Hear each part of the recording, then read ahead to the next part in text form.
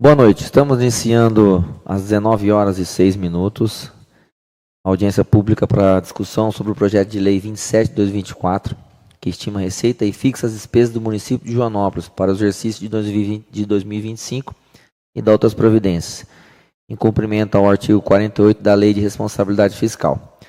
Consigo a presença do vereador professor Luiz e consigo na presença da nova vereadora e presidente dessa casa, Gesa do Carneiro.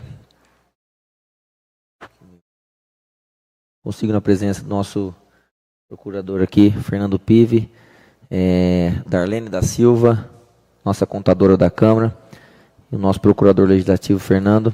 Ele vai fazer uma explanação acerca do projeto. Fique à vontade, procurador.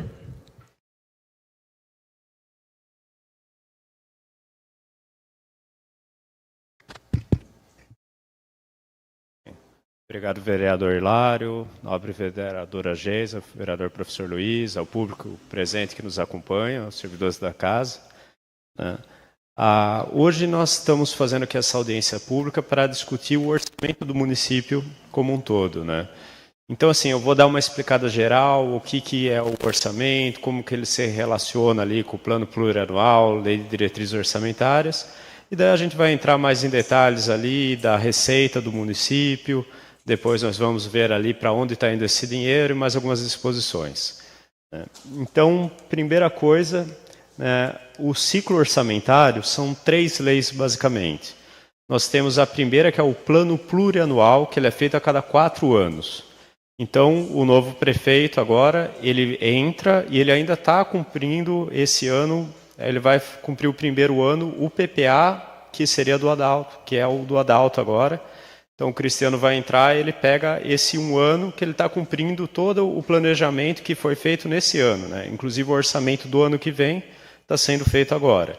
E assim também o próximo prefeito vai pegar ali esse PPA, né? E o que é o PPA? O PPA ela é a lei que tem todos os programas de governo. O que queremos fazer na cidade? Então, vamos discutir aqui, né, são os programas de governo. Podemos falar, olha, queremos aqui fazer um sambódromo, né? Então, incentivar o samba na cidade. Daí você monta um programa de governo ali, e dentro desse programa de governo tem obras, ações ali, o que será feito nisso, né? Um exemplo real aqui de um programa recente, a gente pode dizer, por exemplo, o programa do reciclável, o Ecoponto, né? O Ecoponto é um exemplo de um programa. Então, ali foi, olha, beleza, vamos fazer isso, vamos fazer aquilo. Eu quero dar um curso de inglês para a população. Eu monto um programa e ali eu ponho, preciso de um lugar para dar aula, preciso contratar professor, tal. Isso são ações e você organiza o planejamento do município sempre nesses planos de 4 anos, né? Então, isso está lá no PPA e também, assim, tudo que é despesa de capital, quero construir alguma coisa, né, quero comprar algum maquinário, tudo que é a despesa de capital é aquilo que agrega patrimônio para o município, né? Então, isso também tem que estar lá no PPA, né? Então, assim, o PPA, no geral, é isso. Ele é feito a cada 4 anos. No primeiro ano do prefeito ele faz e vale para os 4 seguintes, né? Pegando um exercício do próximo prefeito. Depois, nós temos a Lei de Diretrizes Orçamentárias. Essa Lei de Diretrizes Orçamentárias, ela já passou aqui esse ano na casa. Quem tiver interesse em se aprofundar mais, no canal do YouTube aqui da Câmara, nós temos a LDO desse ano, foi ali, eu acredito que em agosto, ou julho, agosto, que nós fizemos a audiência pública ali, explica exatamente o que é. Mas, resumidamente, a LDO ali, a gente vai tomar as grandes decisões relativas ao orçamento, né? São as diretrizes orçamentárias. Então, ali, por exemplo, vamos criar ou vamos tirar um imposto, vamos aumentar ou tirar um imposto. A gente decide isso na LDO. Vou fazer um concurso, vou criar carreiras, vou modificar uma carreira existente. Isso daí tem que estar lá na LDO. Eu pretendo fazer um empréstimo, LDO. Porque quando que a gente chega aqui, hoje, a gente está discutindo a Lei Orçamentária Anual, a famosa LOA. Aqui é já o orçamento pronto. Tá? Então, aqui é que nem o orçamento de casa de todo mundo. Nós temos lá todas as receitas, todas as despesas, né? As decisões mais importantes já foram feitas ali anteriormente na Lei de Diretrizes Orçamentárias, né? E, assim, também não vale talvez a pena, eu acho, que se debruçar tanto nessa parte teórica, né? Mas as leis aplicáveis. Então, primeiro a Constituição, né? A Constituição Federal de 88, ela trouxe vários dispositivos, ela que criou o PPA, ela que criou ali a LDO. Nós temos a Lei 4.320 de 64, que é a lei que regulamenta toda a parte orçamentária, créditos adicionais, o orçamento público, né? Essa lei aí que está firme e forte desde 64. E depois, né, no ano 2001, nós tivemos a famosa Lei de Responsabilidade Fiscal, que ela trouxe uma série de requisitos ali que tem que ter nesse planejamento orçamentário. E aqui, por exemplo, o anexo de metas fiscais, então a gente tem que falar, olha, como está o endividamento do município, um prefeito não pode deixar dívida para o outro, e assim vai, né? Riscos fiscais também, anexo de riscos fiscais, tudo isso também está inserido aqui na Lei Complementar 101. Né? Então, assim, esse é, de forma geral, uma breve apresentação de como que funciona o orçamento, como que a gente faz, e hoje a gente está na última etapa aqui, né, que é a LOA, que a gente vai discutir exatamente, entrar no detalhe, quanto dinheiro tem, quanto dinheiro vai, né? E é claro, nada no orçamento ele é perfeitamente estático, ele acaba sendo alterado com o tempo, né? Pode ser encaminhadas leis alterando o orçamento também, mas, né, em regra geral, aqui dá para ter uma noção muito boa da situação financeira do município. Né? Então, assim, o que tem que estar na LOA, né? Então, a LOA é só receita e despesa. Você não pode colocar mais coisas aqui na LOA. Né? Tem o princípio da exclusividade tributária. Então, assim, vou criar aqui um benefício tributário, vou dar uma gratificação, vou fazer qualquer coisa aqui, vou revogar um dispositivo de uma outra lei. Não, não pode. É só fixar a despesa e prever as receitas do município. Né? Agora, tem duas exceções. Né? A gente pode colocar aqui uma autorização para a abertura de créditos adicionais suplementares. Então, a gente já prevê aqui um certo limite. Olha, pode gastar até isso de crédito adicional sem ter que passar pela Câmara. Se passar desse limite, daí tem que passar pela Câmara. Para o ano que vem, 8%. Né? E também aqui nós temos a contratação de operação de crédito por antecipação de receita orçamentária. O que é isso? É pegar empréstimo do banco, que às vezes, por exemplo, o IPTU vai entrar em março, mas eu tenho uma despesa em janeiro. Então, eu preciso de uma operaçãozinha de crédito no banco de 2 meses. Né? Então, é só isso que pode estar na LOA. Né? A previsão de receita e despesa, créditos adicionais e também essa operação de crédito que tem que ser dentro do mesmo ano, não pode ficar para o ano seguinte. Né? Agora, vamos entrar então no orçamento em si. Né? O orçamento total do município, anual, previsto para o ano que vem, é de 86.916.000. Né? Isso daí, em 2024, nós estávamos com uma previsão no orçamento aqui de 82.405.000. Então, assim, aumentou um pouco, mas ainda continua, é um orçamento muito pequeno, tá, gente? Uma coisa que eu sempre gosto de comparar aqui, é plenamente real, basta ver no mapa das câmaras no site do Tribunal de Contas, o orçamento total do município de Joanópolis é menor do que o orçamento da Câmara de São José dos Campos. Então, a Câmara de São José dos Campos, até ano passado, ela estava com 87 milhões. Né? Então, assim, Joanópolis, para manter todo o município, educação, saúde, estradas, tudo, funcionalismo, a gente tem muito pouco dinheiro. Né? 87 milhões é uma realidade desafiadora do município. E disto, né, apenas 17,5 milhões são de recursos próprios, que a gente arrecada aqui. O resto, como que a gente vai ver adiante, é tudo transferências que vêm do governo federal ou do governo estadual, né, que são as principais fontes de receita do município. Então, assim, a nossa realidade ela é desafiadora. Né, o município assim, tem que ser tudo muito bem pensado aqui, o que a gente vai fazer com o nosso orçamento. Agora, vamos falar então das receitas próprias. Né? Primeiro, nós temos o IPTU. O IPTU está previsto para o ano que vem uma arrecadação de 9.775.000.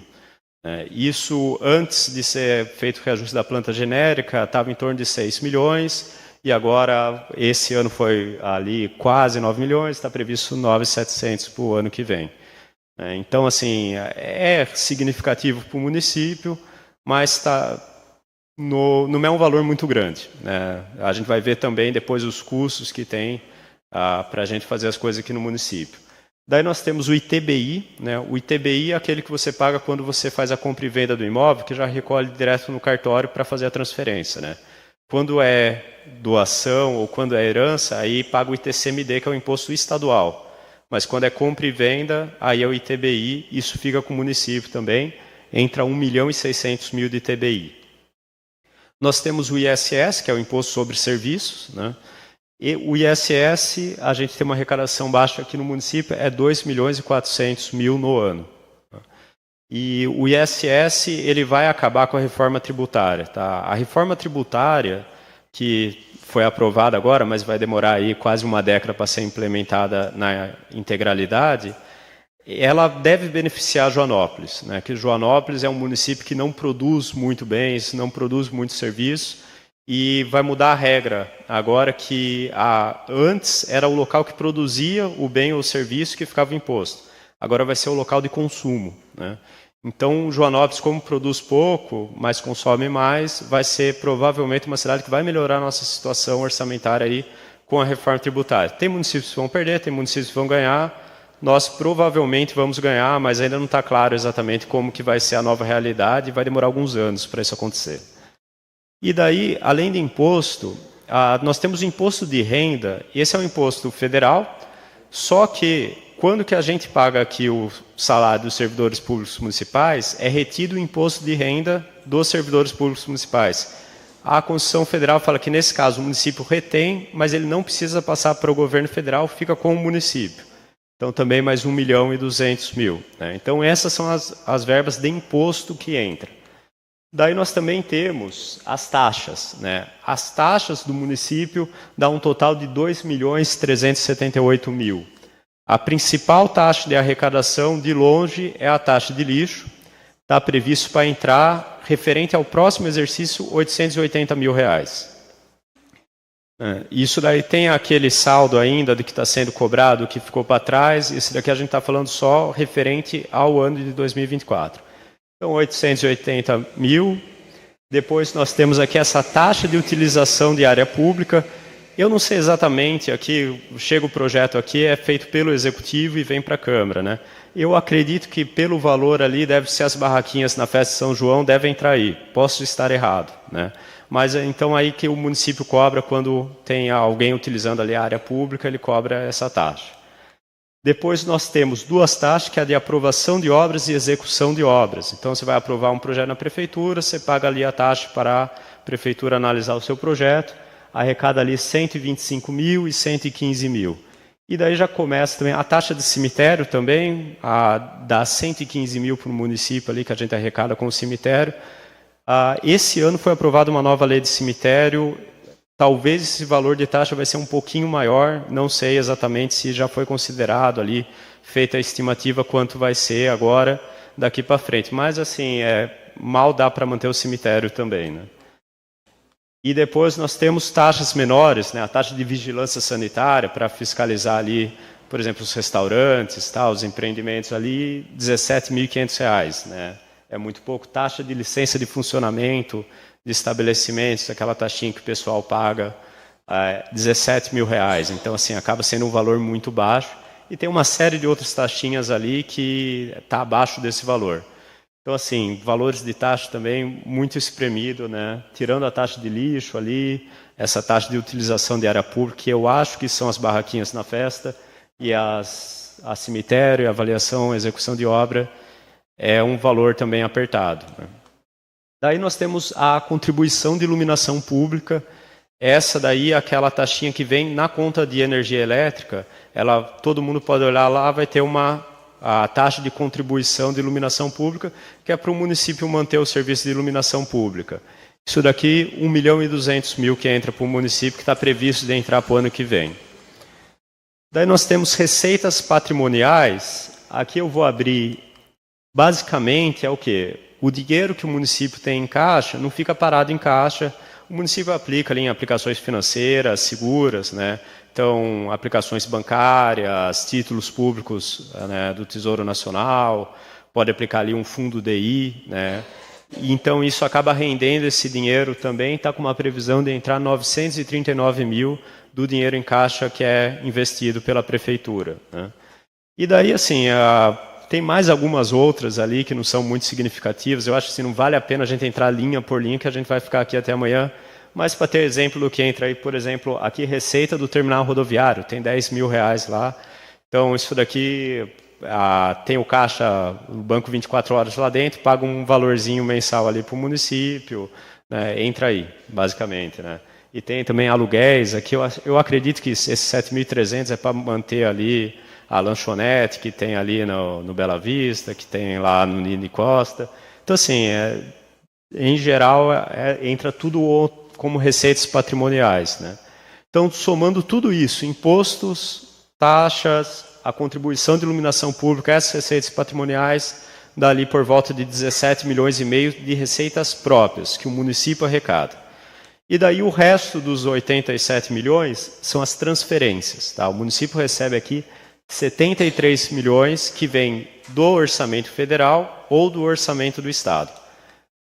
A Constituição Federal também, ela fala assim, olha, certos impostos arrecada a União, arrecada o governo federal, arrecada o Estado, arrecada, e uma parte já é do município. Então essas são as transferências constitucionais, né? Por exemplo, a gente vai ver o IPVA, quando você paga o IPVA, 25% do IPVA tem que voltar para o município onde o carro está emplacado, né? E também tem transferências que são as transferências voluntárias, que o governo federal ou que o Estado fala, olha, eu vou fazer uma transferência para o município, né?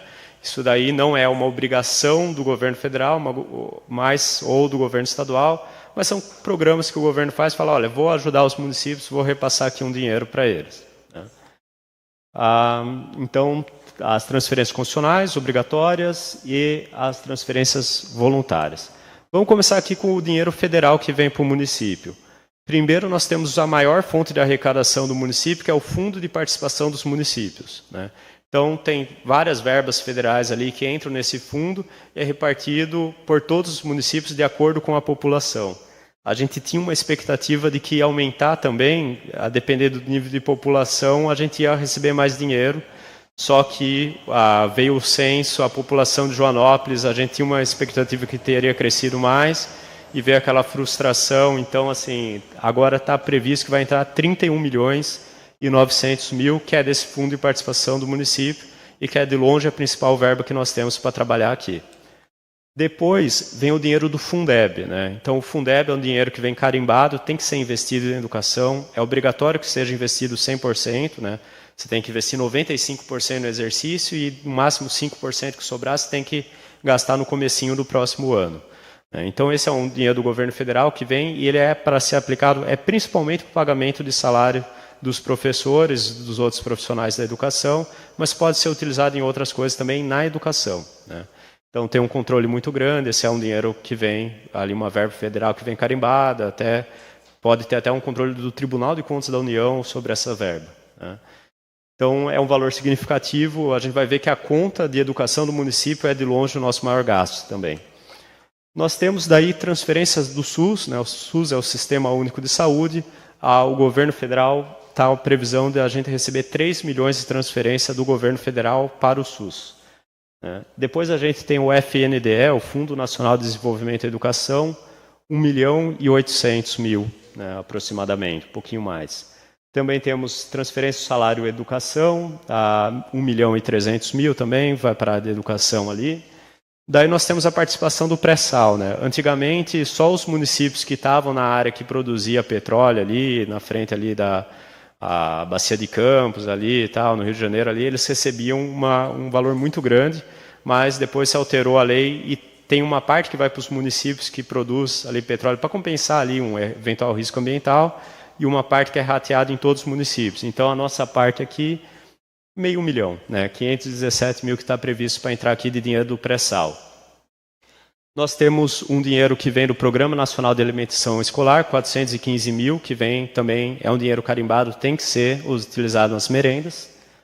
Nós temos aqui um dinheiro que vem do Fundo Nacional de Assistência Social, 180 mil, para auxiliar o município nas políticas de assistência social nossa, né? E Também para transporte escolar, tem o Programa Nacional de Apoio ao Transporte Escolar, R$100 mil. Aqui você já vê que os valores começam a diminuir bastante, né? E aqui tem uma coisa muito importante, que é o Imposto Territorial Rural, né? O pessoal chama, é o INCRA, né? Que quem está aqui na área urbana paga o IPTU. Quem que está na área rural, embora o município não tenha área rural, mas não se encaixa no IPTU, daí você paga o imposto rural. Esse imposto é um imposto federal, só que a regra é que 50% fica com o município.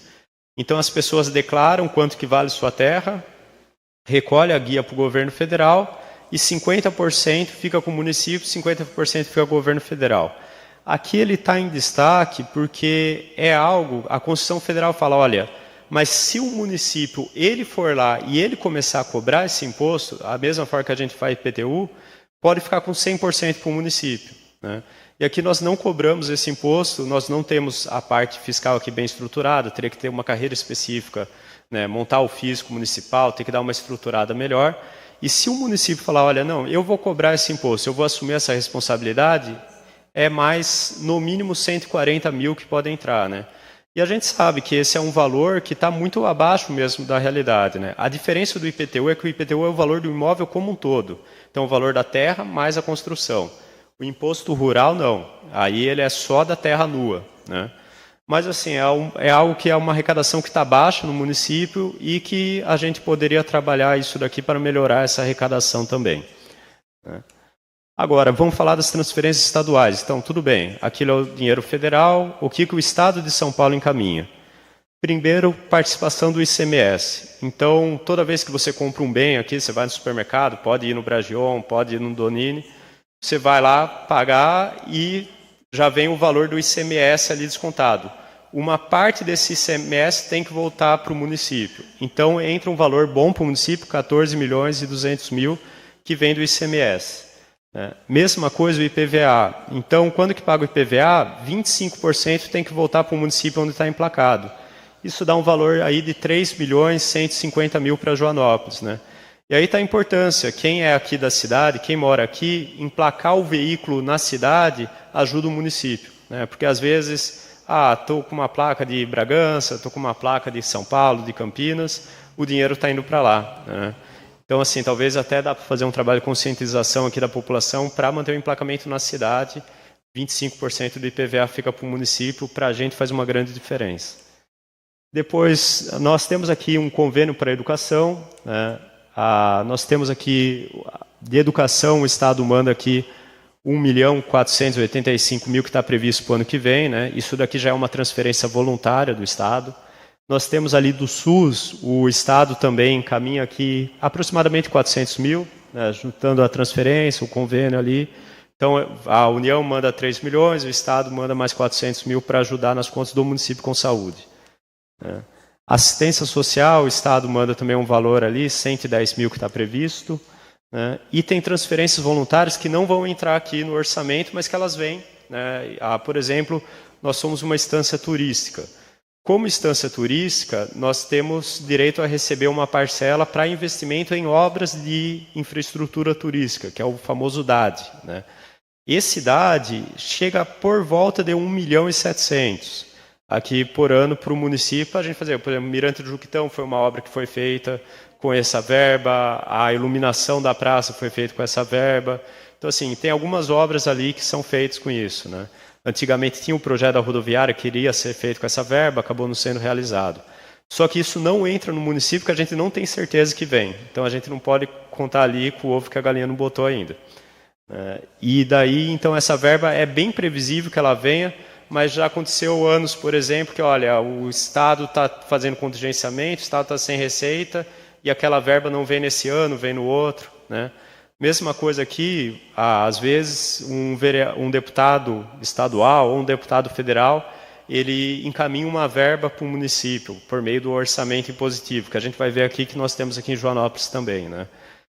Essa verba acaba vem até um valor relevante ali, os vereadores conseguem negociar ali com os deputados e trazem essas verbas, só que não dá para ter certeza que ela vai vir até ela chegar. Então, daí também ela não entra no orçamento, mas acaba depois virando ali, abre um crédito suplementar, um crédito adicional especial ou suplementar, e ela vem para o município. Então tem um pouquinho mais que a gente sabe que vem, né?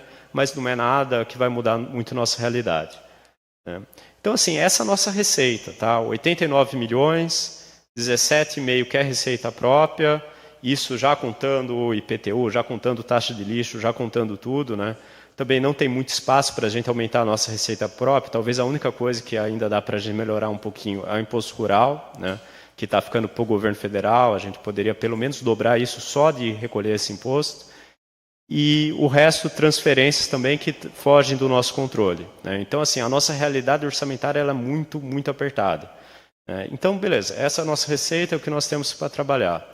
Agora, para onde que vai esse dinheiro? Como que a gente está gastando esse dinheiro, né? Aqui, nós temos um gráfico aqui, depois a gente vai entrar nos números. Essa parte em azul maior é educação, né? Então, nós temos 8 escolas municipais aqui, salvo engano, eu acho que são 8, mais as creches e tal. Então, assim, é algo que pesa muito no município também, a educação. Como que nós somos um município pequeno, a gente acaba focando naquilo que é essencial, e essencial é saúde e educação, né? Isso são obrigações, inclusive, assim, há mínimos constitucionais. Por exemplo, nenhum município pode gastar menos do que 15% do seu orçamento com saúde. A gente gasta, saúde é esse vermelho aqui, esse segundo aqui, a gente gasta quase, aproximadamente 25% com saúde, né? Então a gente gasta bem mais que o limite, porque o nosso bolo é pequeno e esses gastos não dá para adiar. O aluno tem que estar na escola, né? E você tem a questão de saúde, você tem que fornecer a saúde para a população. Então, assim, saúde e educação, né? Primeiro educação, depois saúde, é de longe onde que está indo o dinheiro do município, né? A gente vai entrar depois nos números, detalhar um pouco melhor. Daí, o terceiro aqui é o gasto da administração para manter a prefeitura funcionando. Então, você tem todos os funcionários públicos, tirando os funcionários públicos da educação estão aqui, os da saúde estão aqui. Mas os outros funcionários públicos, para manter a estrutura da prefeitura funcionando, é essa outra fatia aqui. As duas próximas fatias, né, essa roxa e essa azulzinha claro, esverdeado aqui, elas são parte de transporte e parte de urbanismo. Transporte é para manter a estrada rural, basicamente. Urbanismo é para manter a infraestrutura urbana aqui, as ruas, as praças, né?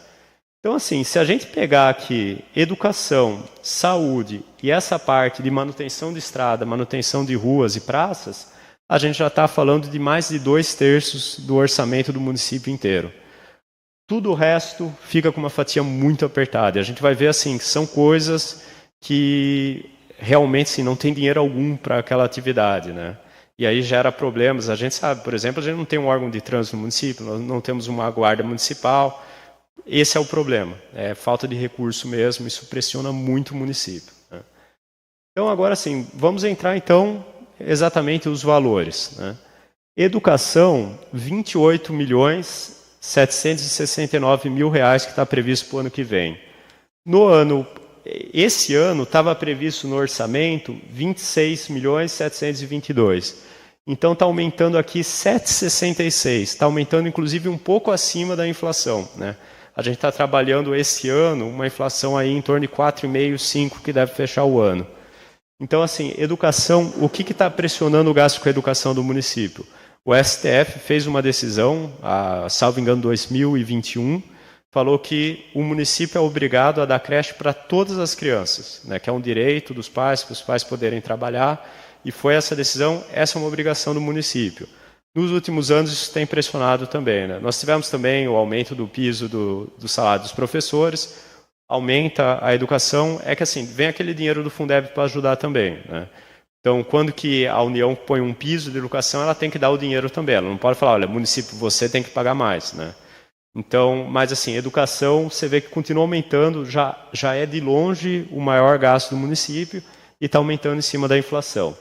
Depois a saúde, está previsto a gente gastar 20 milhões dos 85, 20 milhões para a saúde, 20 milhões e 102 mil, né? Então está aumentando aqui, esse ano, né, a gente está com um orçamento ali de 19 milhões e 191 mil. Então aqui para a saúde basicamente está aumentando de acordo com a inflação. Administração, né? Aqui são todos os gastos com funcionalismo, para manter a prefeitura, tal, manter a estrutura do município. Né? A gente tem aqui 9 milhões e meio para manter no ano.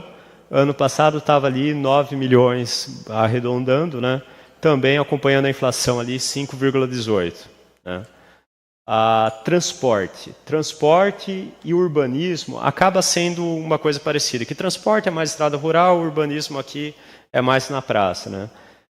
Você vê que esse ano está 8 milhões e meio para transporte, urbanismo estava 4.600.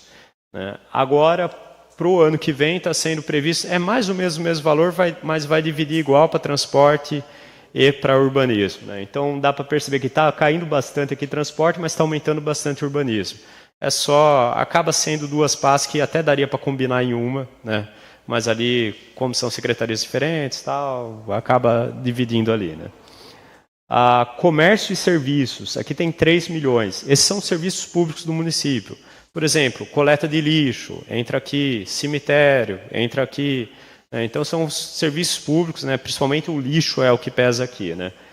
Então, está previsto 3 milhões e 94 mil. Ano passado, estava previsto 2 milhões 847, aumentando ali também um pouco acima da inflação.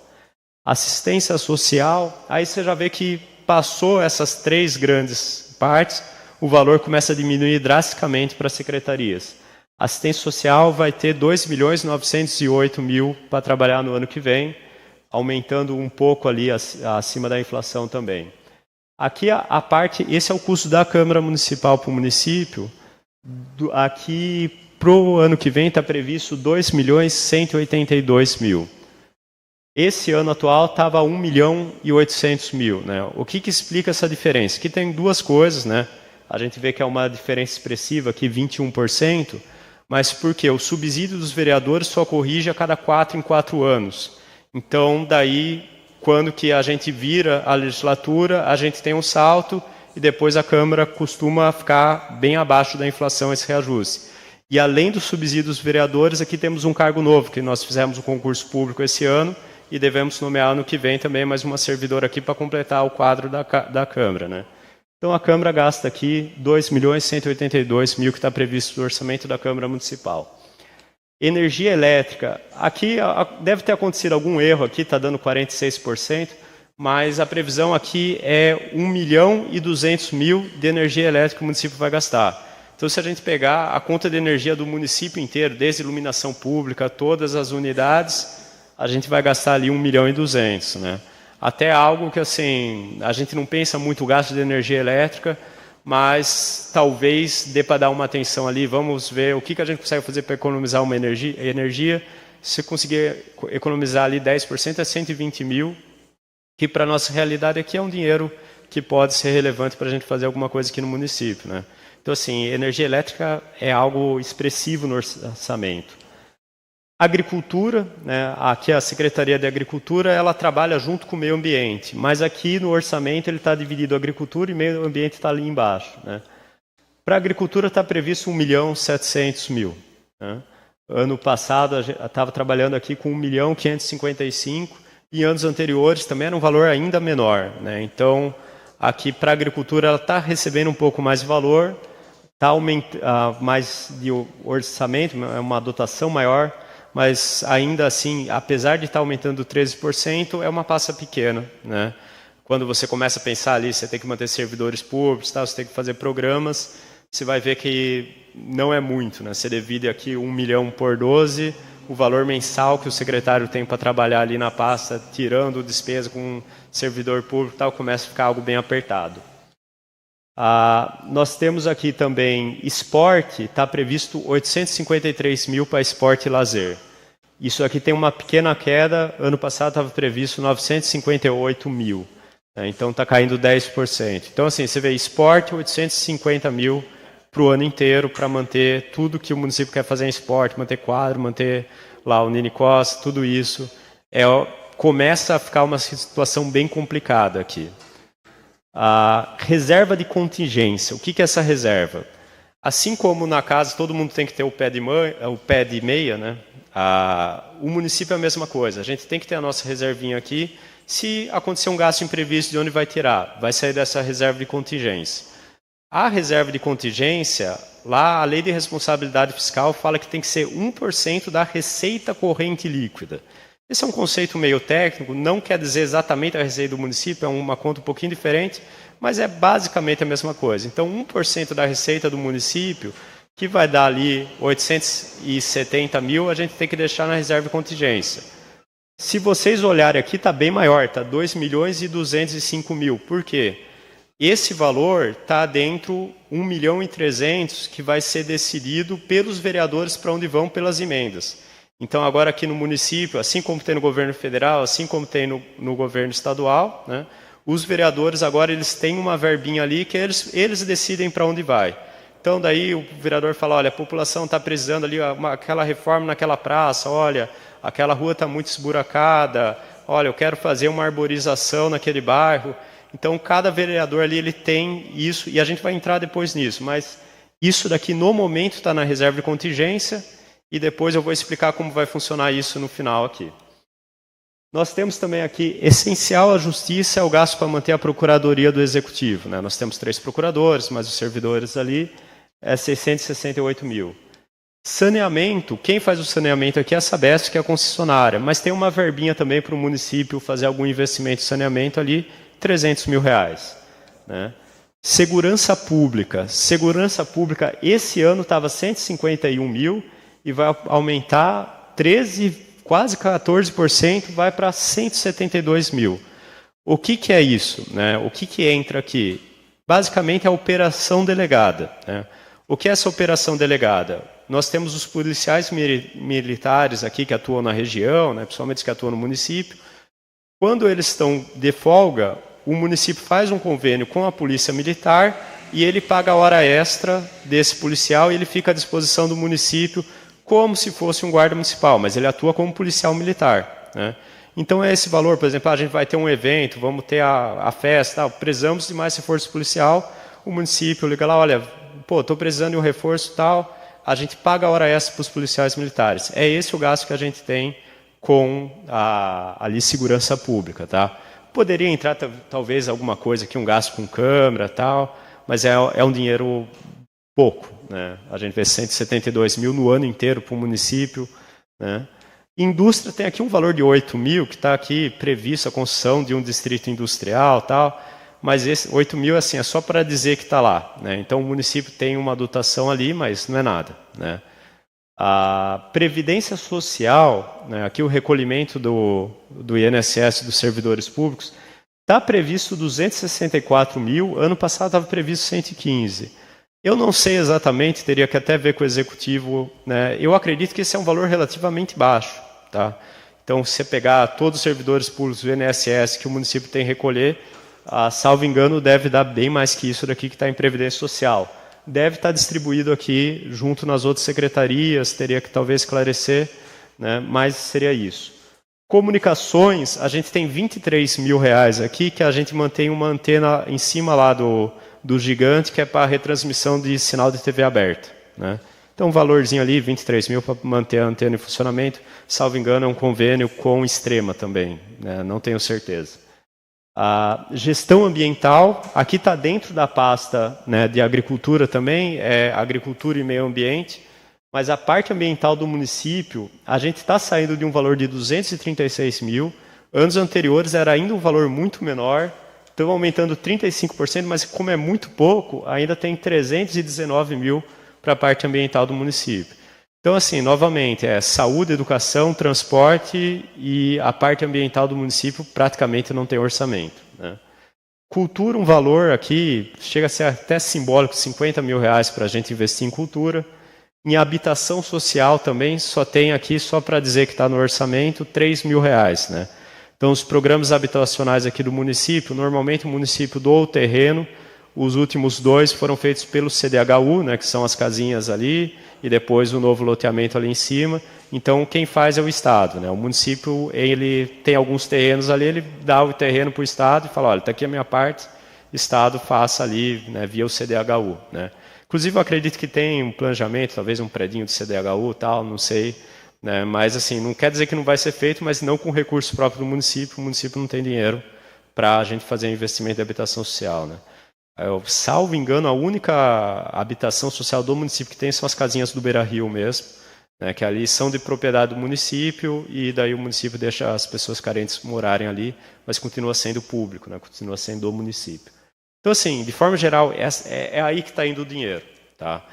Se alguém tiver alguma dúvida depois, pode se manifestar, tal. Se eu não souber responder, a gente busca essa informação ali, que novamente, assim, isso veio para a Câmara agora, essa é a primeira vez, a gente analisou, fez uma análise inicial, estamos trazendo a população para escutar, tal, e daí vai passar pelas comissões, né? Então, está começando agora essa tramitação, a gente tem que aprovar até o final do ano, né? Para começar o ano que vem já com o orçamento aprovado.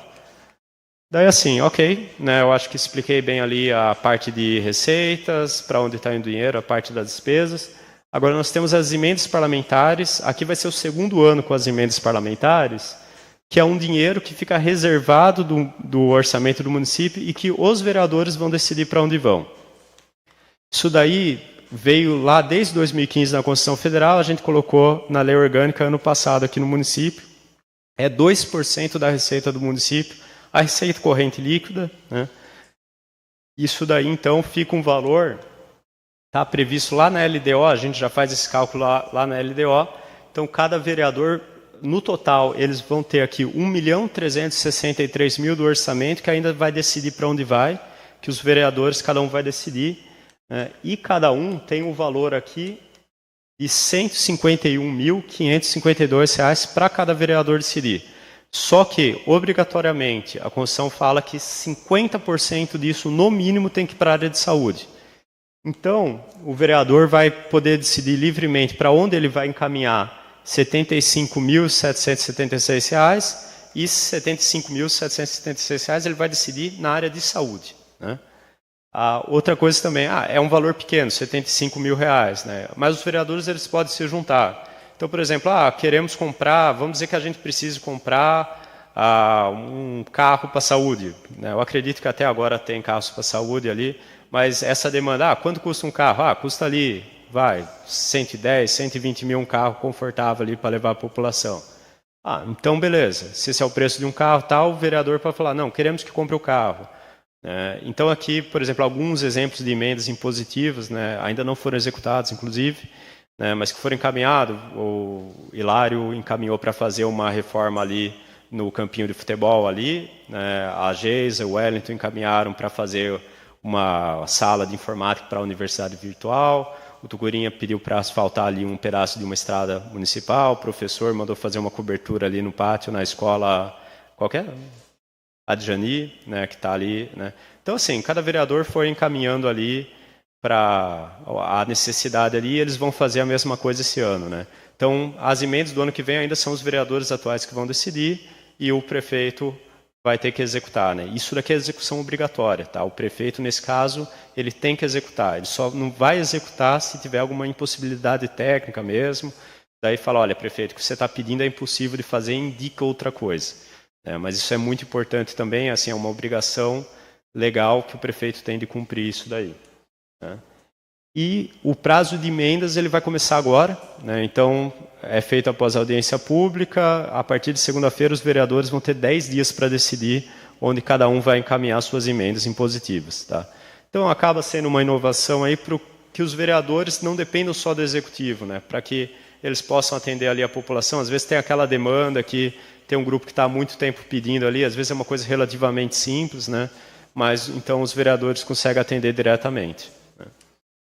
Agora, para terminar aqui também, nós temos os recursos que a gente transfere para as entidades do terceiro setor, né?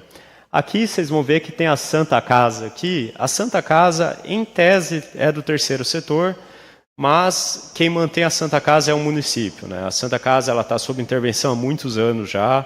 É um grande problema que nós temos no município para resolver, né?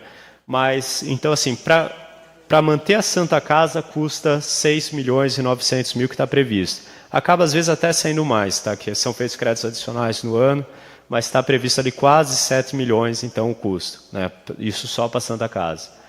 Daí nós temos, né, o Lar São Vicente de Paula. O que está em negrito aqui é o que teve uma diferença maior entre um ano e outro. Tá? O Lar do Idoso São Vicente de Paula está 504 mil previsto para o ano que vem. Esse ano estava previsto R$ 385.200.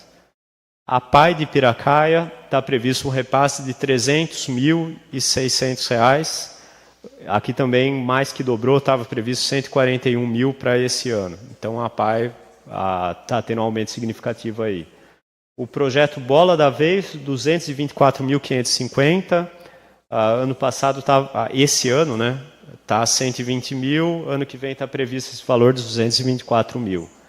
Projeto Acolher, 126 mil reais para o ano que vem. O ano atual está 115.600. Aí acompanhando mais a inflação. Né?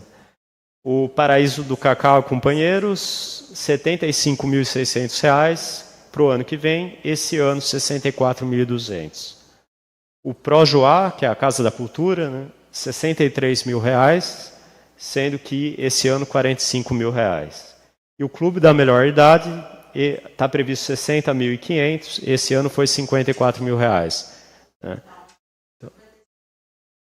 50, esse valor eu estou pegando da LOA anterior. Tá? Pode ter alguma diferença ali, às vezes um crédito adicional modifica esse valor. Por exemplo, da Santa Casa eu sei que foi mais do que 6.400.000, que teve créditos adicionais que aumentaram esse valor depois, né, que passam por aqui. Né? Mas no orçamento o que veio aqui são esses valores aqui, então, para transferência para as entidades do terceiro setor. Né? Então, assim, eu vou tirar aqui a Santa Casa do cálculo, que a Santa Casa vai distorcer muito, mas somando todas as entidades do terceiro setor aqui, nós temos R$ 1.354.000, que equivale a 1,55% do orçamento total do município. Né? E basicamente é isso. Né? Fico aqui à disposição se alguém tiver uma dúvida. O importante é que hoje é escutar a população, né? Mas é importante a gente falar do que está sendo tratado para o pessoal ter essa ciência. Tá? Obrigado.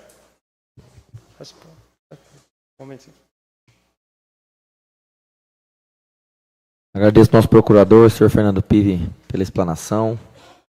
Realmente importante saber o que o município arrecada e o que o município gasta.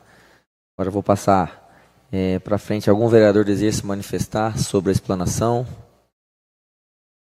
Alguma pessoa do público gostaria de se manifestar sobre a explanação? Por favor, se a senhora pudesse usar aqui, porque é registrado lá, só para depois todo mundo que quiser assistir também. Nada, imagina. Fique à vontade, tá? Boa noite a todos. A minha pergunta sobre a contingência, se ela é acumulativa, você falou que ia dar um pouco mais de detalhes sobre isso. Por exemplo, não foi usado no 2024, é usado no 2025, como que funciona só essa parte da contingência? Pode responder, Tive. A reserva de contingência é o valor que a gente reserva ali no município. A gente não sabe se tiver alguma coisa imprevista ali, alguma urgência, a gente coloca esse dinheiro. Quando chega no final do ano, a gente vai ver, olha, não utilizamos a verba de contingência. Normalmente abre-se um crédito adicional, é feita uma transposição ali e a gente acaba utilizando para algum outro valor do município, né? Então, assim, aquele valor de 2.200.000 que está previsto para a reserva de contingência, ali dentro está 1.300.000 que os vereadores vão decidir para as emendas parlamentares. Então, é uma forma que a gente achou ali, não tinha onde colocar no orçamento, a gente falou, põe aqui, mas isso daqui, quando que a gente aprovar a LOA agora no final do ano, já vai ter caído esse valor da reserva de contingência ali para 1% da receita, né? E daí fica esse valor 870.000 ali. Por exemplo, agora veio já um projeto do Executivo que está querendo utilizar esse valor ali para pagar 13º dos funcionários e tal. Então, assim, a gente acaba dando uma destinação, né? Aqui no município o dinheiro não sobra. Tá? Mas é assim que funciona. Passo a palavra para o novo vereador, professor Luiz. Quer falar primeiro, professor? Fique à vontade, querida.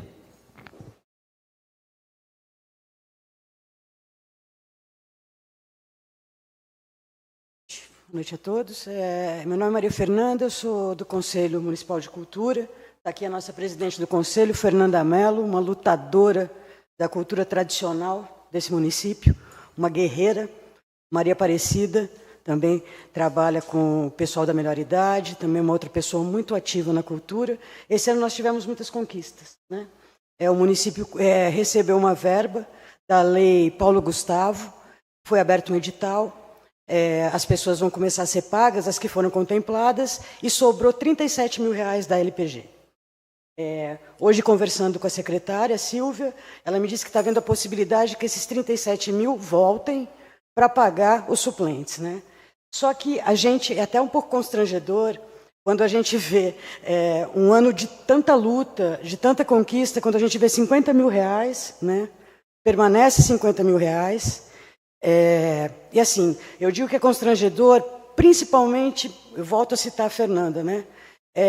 Que esse pessoal da cultura tradicional, da cultura caipira, eles tiram do bolso para ir nas festas da região, né? Para levar o nome da cidade. Então, isso é bastante constrangedor. Então, minha primeira pergunta seria se há uma possibilidade de ampliar esse fundo, né? Esse fundo veio graças a uma luta muito grande desse Conselho para conseguir esses R$50 mil, e a gente tem informação que eu acho que é a tal da contingência, né? Que sobrou alguma coisa desses 50 mil que está indo para um outro lugar, o que para a gente também, que é leigo nisso, é um pouco estranho de entender. E uma outra coisa que eu gostaria de relatar, que a gente vai estar aqui na terça-feira relatando também, o município foi contemplado com a PNAB, que é a Lei Aldir Blanc, e o município vai devolver esse dinheiro para o governo federal. Ou seja, uma cidade como Joanópolis, né, com o movimento cultural se restabelecendo, né, se recriando, pessoas que trabalham voluntariamente, o município vai devolver R$100 mil. Eu acho assim que, proporcionalmente, isso significa, para uma cidade como São Paulo, significa 1 milhão. 2 milhões, 10 milhões, não sei. É um prejuízo enorme, que pode parecer muito pouco, diante de milhões, né, das outras pastas e de tudo isso. Para a gente, é uma facada, né? Porque é muito complicado viver de cultura, né? Eu vivo de cultura há mais de 30, eu tenho 60 anos, eu comecei a fazer cultura aos 18. Esse é o meu ganha-pão. Eu estou há 8 anos em Joanópolis, e eu posso dizer uma coisa aqui com muita segurança. A cultura está trazendo dinheiro para o município. A cultura traz dinheiro para o município. A cultura não tira dinheiro do município. E eu acho que essa clareza, ela precisa existir para quem nos representa, né? Então, assim, a nossa luta é para que a festa valorize cada vez mais os artistas locais, que esses artistas sejam remunerados, que eles não ganhem um sanduíche e um chopp no final do seu show, né? Enfim, são muitas as reivindicações. Desculpa, foi uma... É até um desabafo que eu estou fazendo aqui, né? Não sei se é a hora adequada para falar isso, mas eu me sinto na obrigação de dizer isso. A gente fez um ofício para o prefeito pedindo um relatório de onde esses R$50 mil foram gastos, para onde o que sobrou disso irá. Né? Isso foi uma orientação que a gente recebeu, foi o que a gente fez, e a gente agora está trabalhando arduamente. A gente sabe que existem os prazos, os editais e tudo isso, mas para que haja uma força-tarefa nesse município, para que o município não devolva ao governo federal R$100 mil. É um apelo. E o outro apelo é a possibilidade de ampliar esses R$50 mil para que artistas não tenham que ficar pedindo, né? Assim, os artistas, a cultura, a gente oferece, a gente não pede. A gente está oferecendo, né? E eu acho assim que é uma relação humilhante. Né? Quando eu vejo a Fernanda Mello me dizendo que no final de semana ela tirou R$600 para levar um grupo de Joanópolis para representar a cidade numa festa popular na região, eu acho muito injusto. E aí, ao mesmo tempo, R$100 mil vão ser devolvidos. Então, na verdade, é um apelo. Né? Eu me sinto à vontade para dizer que eu estou representando os meus pares aqui. Então, são 2 apelos. Um é para ver se reverte essa questão da PNAB, da Lei Aldir Blanc, que é desastrosa, e a outra é a possibilidade urgente de ampliação do fundo de R$50 mil. É constrangedor quando a gente vai vendo as fatias, né? E aí a gente não existe. E aí isso dói. Muito obrigada. Boa noite. Fernanda, obrigado pela explanação. Passa a palavra ao presidente Geisa. Boa noite a todos, boa noite aos nobres pares, ao público presente. Bom, em relação à Lei Aldir Blanc, eu faço um comprometimento aqui com todos vocês da cultura, que eu vou, juntamente com os pares, creio que eles também vão ter esse interesse, a gente vai a fundo para verificar o porquê desse valor, o porquê ele vai ser devolvido, né, digamos assim. Creio eu, se realmente o valor for devolvido, é por falta de um chamamento público, por falta de um edital, porque todas as fontes, tanto federal quanto as fontes estaduais, elas trabalham com prazo. Gente, perdeu o prazo, perde a verba. Então, faço esse comprometimento, né, com vocês, de ir a fundo. Vou protocolar esse requerimento. Os nobres, quem quiser protocolar comigo também, a gente protocola junto e vou a fundo aí para descobrir o que realmente aconteceu e se esse valor realmente vai ser devolvido por omissão, né? Porque se for por omissão, isso aí até cabe uma representação. O que eu senti falta aqui também é a questão dos nossos projetos esportivos. Não vi algo destacado aqui para os nossos projetos esportivos. Uso até o exemplo do projeto Meninos do Morro. Infelizmente, foram vítimas de da questão eleitoral mesmo, porque antes era cedido transporte para eles, era cedido alimentação, enfim, e uma semana depois da eleição, eles levaram um banho de água fria, que eles ficaram até sem transporte para fazer os jogos, né, do regional que eles estavam fazendo fora do nosso município.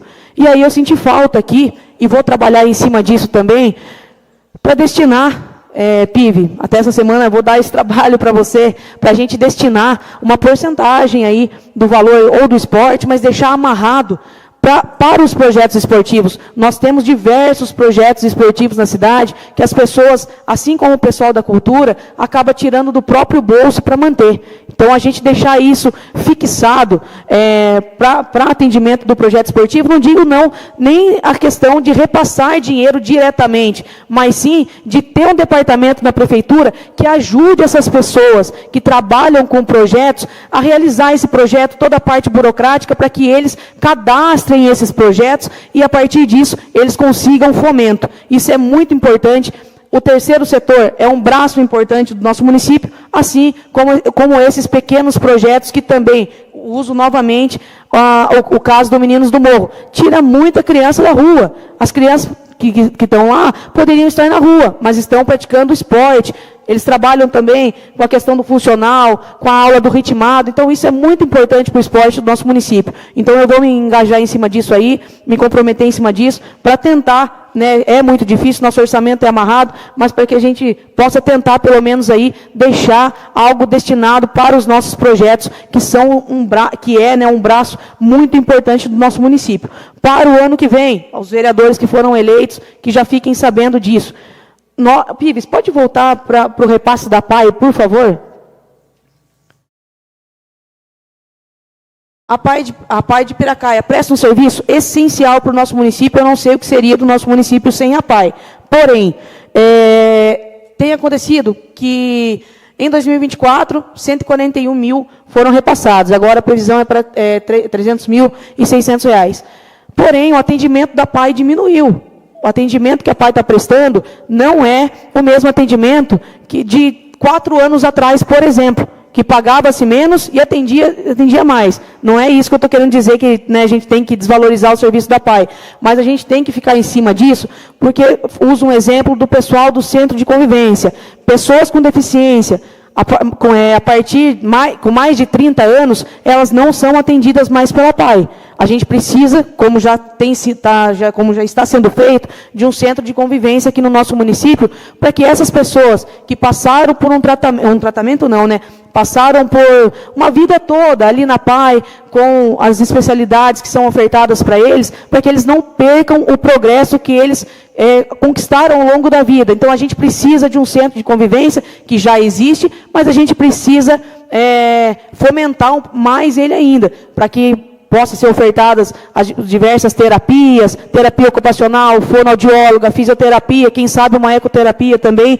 Então, a gente precisa investir no centro de convivência aqui no nosso município. Então, assim, nós aqui como vereadores, com certeza a gente vai trabalhar em cima desse orçamento, mas como vocês podem ver, é um orçamento bem amarrado, é um orçamento difícil de até mesmo remanejar de um lugar para o outro, mas a gente vai se empenhar aqui nisso.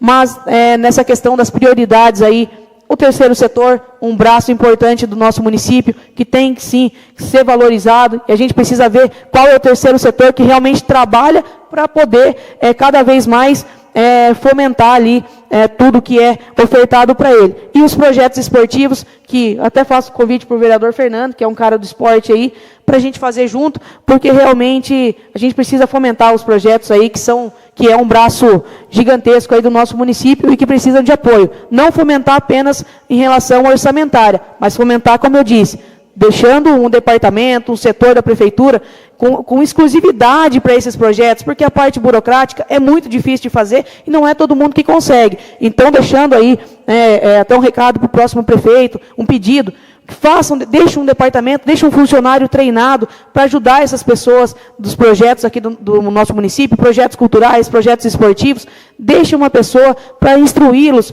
para como faz um projeto, como é colocado no edital, como é feito um chamamento, para que essas pessoas possam participar e, quem sabe, ter um destaque no orçamento. Obrigada. Com a palavra, o novo vereador, professor Luiz.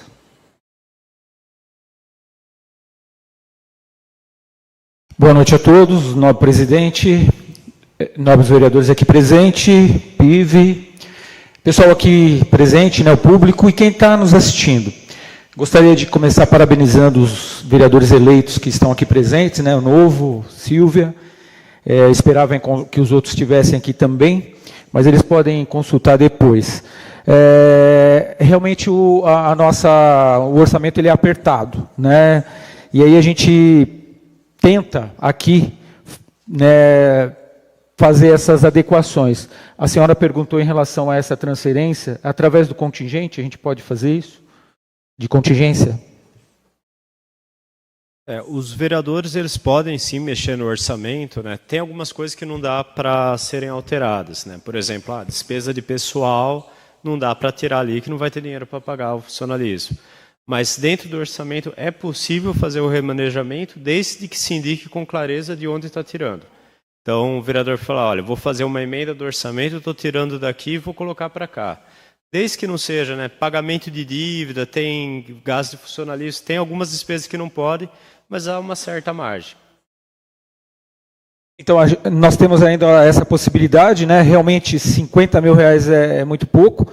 E quando a gente imagina que vamos perder R$100 mil, seriam 2 anos de perda, se a gente pensar nesse orçamento aí de R$50 mil. Então, podem contar conosco, Nós vamos tentar fazer alguma transferência, desde que seja dentro da lei. E eu gostaria também de falar da questão aí dessa emenda parlamentar que nós vamos ter, de R$75 mil, são 151, mas os R$75 mil tem que ir para a saúde. E eu já convidar os nobres vereadores para, quem sabe, a gente formar uma parceria, que a gente tem aí muitos problemas na questão aí de exames de ressonância. Muita gente vem me pedir, são exames caríssimos, que eles passam no AME, e aí marcam a data de retorno, mas o exame não sai. E aí fica um desespero nas famílias, porque são valores altos. Então, quem sabe, se houver aí um acordo, se os vereadores toparem, a gente juntar esse dinheiro para o prefeito que vem já poder entrar, diminuindo esse número de pessoas que estão precisando desse exame. A ideia seria uma contratação de uma empresa, para diminuir isso, para que as pessoas possam passar nas suas consultas, porque elas precisam de um exame.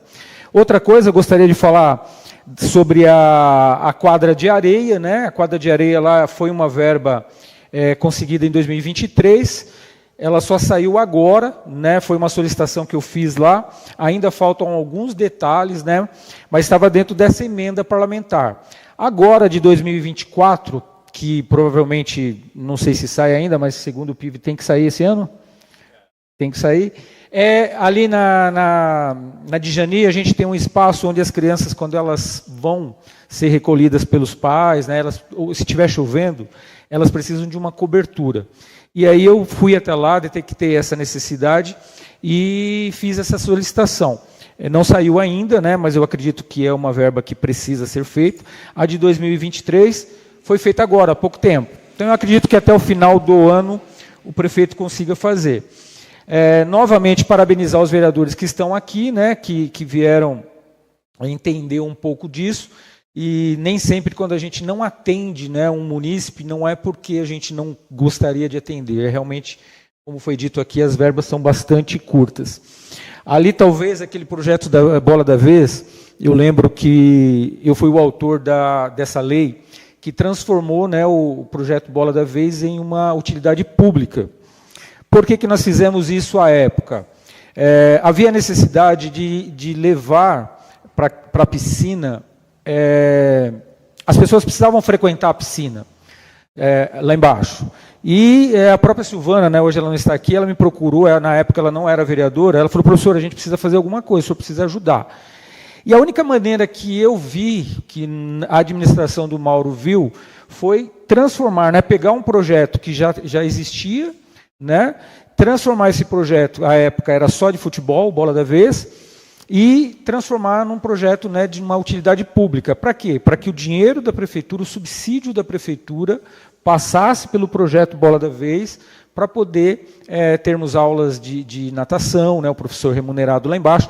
À época, nós não tínhamos esse número de professores formados, né, efetivos, que nós temos hoje, né, então teria que pagar.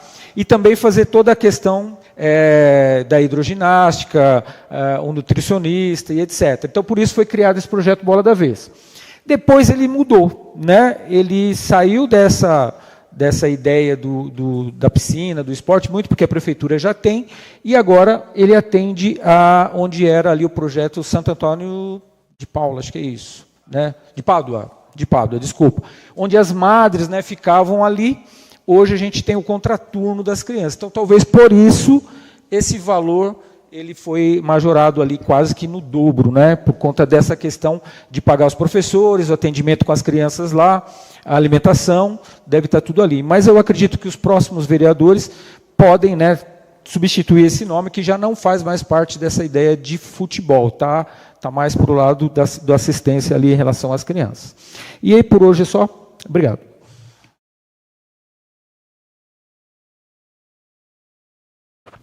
Mais alguma pessoa gostaria de se manifestar? Maria Fernanda, fique à vontade.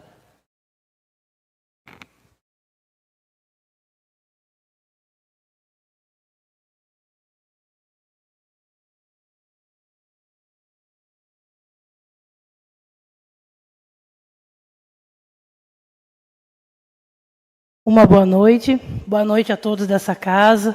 Aqui é a minha primeira vez que eu estou nesse púlpito.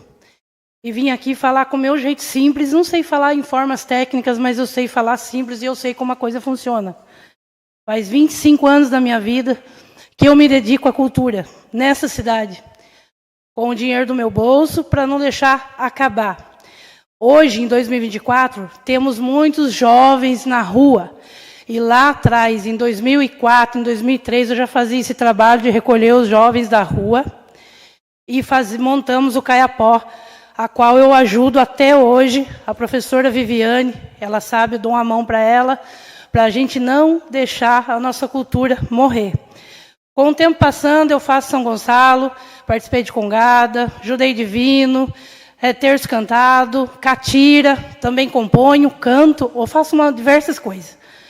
Tudo isso para não deixar a cultura da minha cidade morrer. Eu levo o nome de Joanópolis aonde eu vou.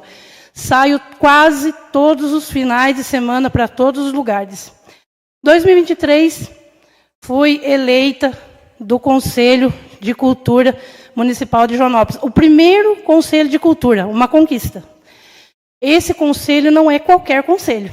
Ele é um conselho forte, aonde nós, conselheiros, eu sou presidente do Conselho de Cultura, juntamente com a conselheira Maria Aparecida e a Maria Fernanda, e temos 3 suplentes, que em todas as reuniões elas estão lá, conversando, debatendo. Um projeto que a gente coloca no papel não é simplesmente chegar e escrever, a gente debate muito, a gente quer o melhor para a cidade, a gente lutou o ano inteiro, desde 2023, e agora a gente foi presenteado com a PNAB R$100 mil que será devolvido. Isso é injustiça. Também me inscrevi com um projeto meu apenas, não podia repetir, eu tenho 5. Eu escrevi com um único projeto meu de catira, para levar o catira nas escolas, para as crianças, porque lá na escola, para eles aprenderem o que é a nossa tradição. E fui a única desclassificada do projeto, para vocês terem uma ideia. Não desistirei, continuarei a fazer os meus projetos da minha maneira, como sempre fiz. Faço trabalho voluntário. A igrejinha da Álvaro Costa é um patrimônio de Joanópolis. É uma igrejinha de mais de 115 anos. Eu procurei ajuda e não obtive ajuda. Fiz uma festa beneficente, arrecadei dinheiro. Estou num impasse com uma árvore que o dono não quer cortar, vou atrás de autorização, se há alguém que possa me ajudar nessa questão, para a gente poder estar reformando esse patrimônio histórico de Joanópolis, onde eu pleiteei e estou indo com a minha raça, com a minha coragem, com o meu nome, com a minha honestidade. Aonde eu ando, em todas as cidades, meu nome é limpo. Eu carrego o nome da cidade de Joanópolis em todos os lugares que eu vou. Então eu peço, por favor, é como diz a Fernanda, é um pedido, se há alguma coisa que possa ser feita pela cultura. 50 mil, o ano passado, permanece os 50 mil, é pouco, porque a cultura ela pode tirar jovens da rua, ela pode fazer projetos bons para Joanópolis, ela pode levar essa cidade muito mais adiante do que ela já está progredindo. Então, eu, finalizando, falo para vocês, sou Fernanda Mello, e a minha bandeira, ela não tem partido, ela não tem cor, ela não tem raça e ela não tem idade. Simplesmente a minha bandeira é a cultura da minha cidade de Joanópolis.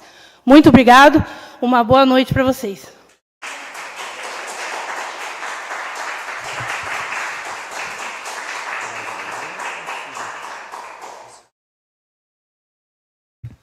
Mais alguém gostaria de se manifestar dos presentes? Fique à vontade, professor. Aproveitar aí a fala da Fernanda, parabéns. Quando também vim a esta casa, o meu objetivo está relacionado também à educação e à cultura. E já adiantar, né, que nós devemos entrar na terça-feira, um projeto que Dona Neide me pediu muito, e acabei não conseguindo fazer antes, né, que é tornar, né, na verdade são 2 projetos que vão entrar, mas que estão relacionados à cultura. Tornar o Caiapó, a dança do Caiapó, né, a festividade do Caiapó, bem imaterial, né, que é da nossa cidade, uma cultura imaterial. E também a banda de Joanópolis. Porque eu pensei nisso, Dona Neide sempre falou dessa questão. Porque qualquer prefeito que passar por aqui, ele vai ser obrigado a manter o Caiapó, que é uma tradição, e a banda, né, que ela vem aí ganhando prêmios. Então, o subsídio que a prefeitura vai ter que começar a ajudar, né, já ajuda, mas não podemos deixar morrer esses 2 eventos, que é o Caiapó e a banda de Joanópolis. Faremos uma pausa de 5 minutos para a participação do público online. Caso queiram enviar sugestões, perguntas, podem encaminhar pelo meio dos comentários na própria transmissão do YouTube. Vamos aguardar um pouquinho e ver se alguém se manifesta na transmissão.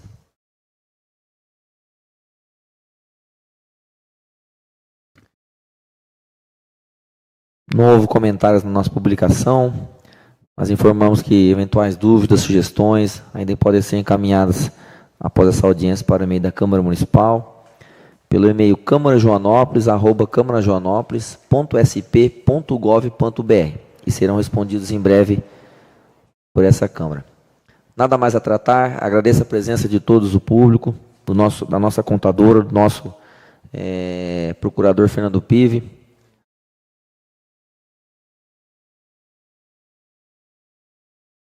Fica à vontade, mano, fica à vontade, claro.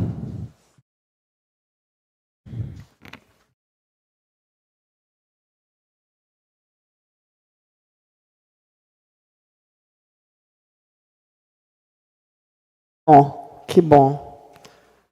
Essa reunião deste ano está diferente, né? O ano passado, né? Do ano passado. Bacana. Eu sempre solicito aqui a transparência do terceiro setor. Eu vou bater nessa tecla aos vereadores que estão saindo, os que estão entrando, a questão da transparência do terceiro setor. Nós queremos prestação de contas do terceiro setor, porque são feitas várias exigências para nós e a gente quer lisura com relação a isso. A gente acha isso importante. No início do ano, houve a desistência do Bola da Vez e foi transferido a verba do Bola da Vez para um outro projeto. Nós fazemos um chamamento, tem um edital agora em novembro, um chamamento em dezembro, para a verba do terceiro setor. Então, eu, como parte do terceiro setor, quero saber como que é isso. Um projeto desiste de uma verba e essa verba é transferida para um outro setor. No caso, o setor da educação, que é o setor que mais recebe aqui. Acho que nós temos que estar atentos à questão de projetos ligados à educação e à distribuição da verba da educação, não somente para escolas, mas de projetos educativos e culturais nas escolas. Eu quero essa prestação de contas, gente, tá? E nos atentar a isso enquanto sociedade civil organizada. Obrigada.